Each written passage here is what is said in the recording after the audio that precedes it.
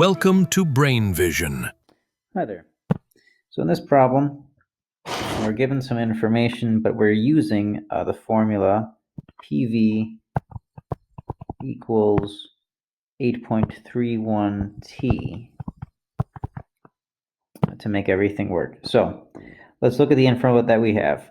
The pressure is increasing at 0.05 kilopascals per second. So in other words, dP dt is what they gave us there.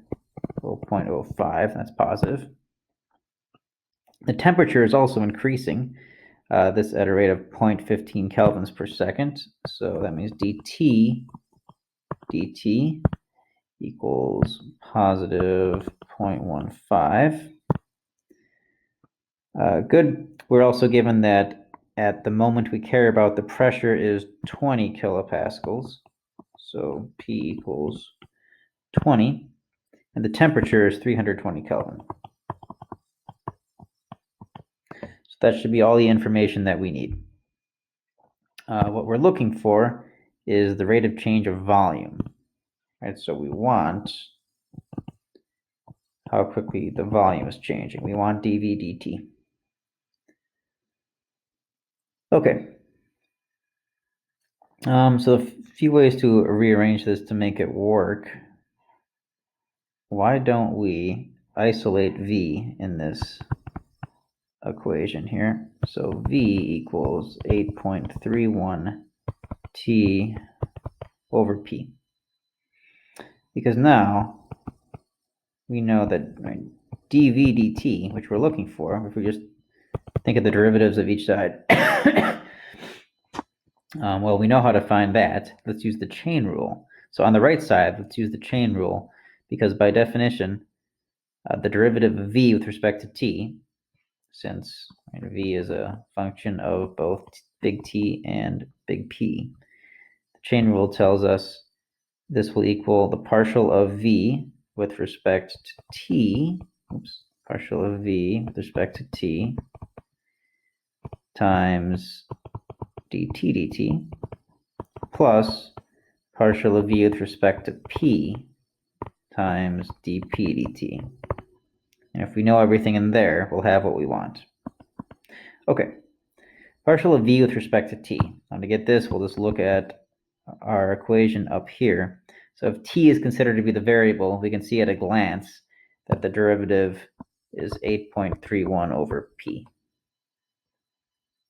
Okay, and the dt dt is given to us in the beginning. That's right here. It's 0.15. Over on the other side, partial of v with respect to p. Again, we'll look at this formula, and we can see we could think of this as 8.31 t times p to the minus 1. And I'm thinking how that derivative works. Right, the negative would come in front. This is just the power rule. We're treating t as a constant. And then we get p to the minus 2. In other words, p squared would be in the denominator. So that's the derivative, the partial derivative of v with respect to p. And finally, dp dt was given to us as well. That's 0.05. So we have everything we need. Let's just plug in current values. So p happens to be 20 times 0.15 plus, let's see, negative 8.31 t all over p again is 20 squared, and we get 0.05. Good. Oh, and forgot to plug in here. We're also given t value right now.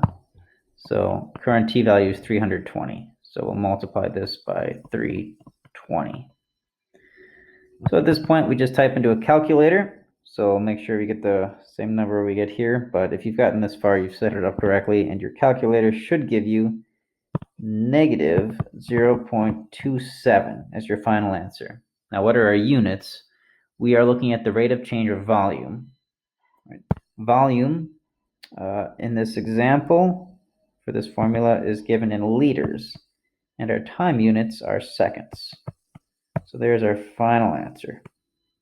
Hopefully this helped.